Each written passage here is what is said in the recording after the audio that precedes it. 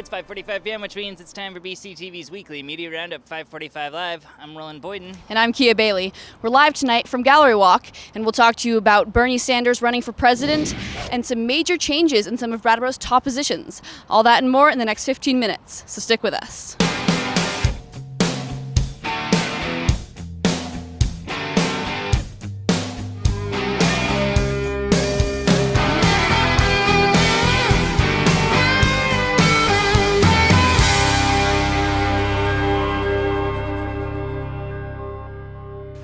To say that people disagree on issues and to point out those issues, that's what a debate is about.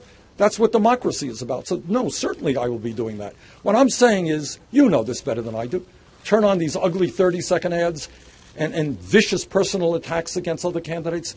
I think the American people are sick and tired of that. I've never done that in my life. But let me tell you, I run vigorous campaigns. Welcome back to this May 1st, 2015 Gallery Walk edition of 5:45 Live as we broadcast live from Plenty Park in downtown Brattleboro. Got 15 minutes here amidst a Gallery Walk. We'll talk about a bevy of events and much more, but we'll start with that footage you were just looking at of Senator Bernie Sanders, Vermont Senator Bernie Sanders, who announced this past week he would be throwing his hat in the ring for presidency of the United States in this upcoming election season. Now, for more, you can follow Bernie at his own official website. You can check this link here. Or find him on his official YouTube channel where that clip came from as well. All right, with that, time to move on in the headlines. A House bill was unanimously passed by the Vermont Senate last Thursday that would ban the sharing of explicit images of an ex-lover as a form of retribution without consent, also known as revenge porn. A violation could lead to a $1,000 fine and up to 6 months in prison. If the intent is to cause damage, the punishment could be increased to $2,000 and up to 2 years. The bill is expected to go to a committee before it is passed on to the governor. All right, time to move on now with a couple cases of aggravated assault in Westminster and this past week. And for more on that, we turn to our field correspondent, Adam Hinckley, who's standing by live on location. Adam, what's the story here? Hey, Roland. So I'm here in Westminster at the site of a recent assault where, according to state police, there was a response to assault in this in Schwann's business lot, which is here in Westminster. Mark Tolgren, of 66, was angry with a man who had engaged with him in a road rage dispute in Bells Falls. Tolgren then responded to the incident by following him to Schwann's business lot. There, he pulled a knife on the victim and slashed at him. The victim tried to block it, causing serious harm to the victim's hand. Tolgren then pointed the knife at a pregnant bystander who was trying to break up the fight. Tolgren was arrested and will be tried for assault in the courts on May 5th. Back to the desk. Major changes in some of Brattleboro's top positions are occurring as Rob Simpson steps down as CEO of the retreat and Sabine Ryan takes over for Alex Giori as manager of the food co-op. Simpson announced that as of December 31st, he will not renew his contract offer with the Brattleboro retreat and will instead accept a position as CEO of the World Purpose Forum starting in January. He is working with the board to ensure a smooth transition for everybody at the end of this year. As for the Brattleboro Food Co-op, after 33 years of being run by Alex Giori, management will fall into the hands of Sabine Ryan beginning July 1st.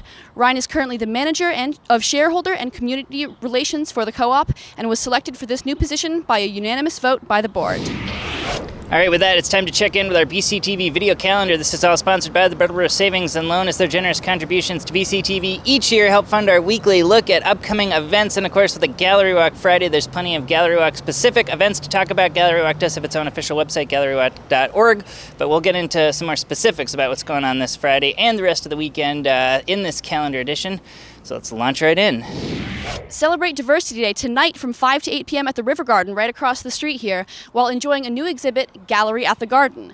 The displays will be showcased at the River Garden for the month of May. It features an exhibition of poetry, art, and bookmaking by students from the Poetry Studio in Marlborough.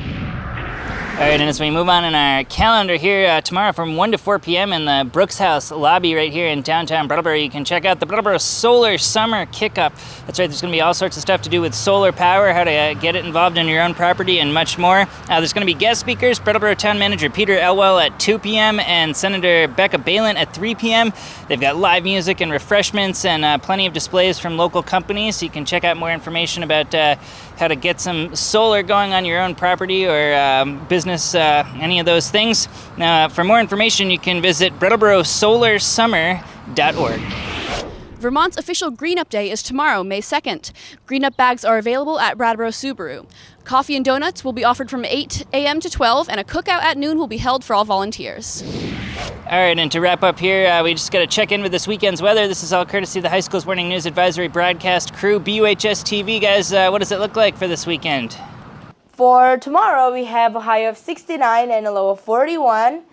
The sun will be out, but the wind also will be out. So make sure also you have a coat with you, but it's going to be warmer. And for Sunday, we have the high of 71 and a low of 49. It's going to be mostly sunny, definitely warmer than today and tomorrow. Sounds like a wonderful Sunday, so make sure you go out and have fun. That's all I have for you today. That does it for another edition of 545 Live. We'll see you right here next week at 5:45 p.m. on BCTV Comcast Channel 8. In the meantime, thanks for watching.